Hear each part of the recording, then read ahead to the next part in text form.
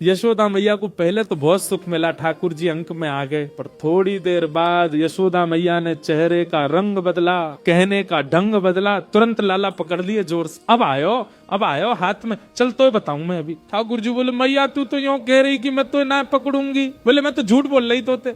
अच्छा मैया तू झूठ बोले, मैं तेरा लाला ना हूँ आज के बाद, पूरे गोकुल में हल्ला कर दूंगा मैं तो नंद बाबा को लाला हूँ, यशोदा को लाला ना हूँ। यशोदा झूठ बोले, हाँ बोल दियो जाए करके। अब तो उखलते बांधूंगी और आज ना तो रोटी मिलेगी ना मक्खन मिलेगा। खड़ो रहे पूरे दिन, ऊधम मचावे। यशोदा मैया के अंक में भर गए। मैया तो पकड़ के ले गई और लाला को जा करके ऊखल से बांधन लगी। जैसे ही रस्सी ला करके मैया ने ऊखल से लाला के पेट में बांधनी चाहिए, सोई रस्सी छोटी पड़ गई। मैया बोली रस्सी छोटी कैसे पड़ गई? मैया गई और बड़ी रस्सी लेकर के आई। बोले हाँ अब याते बंध जाएगा।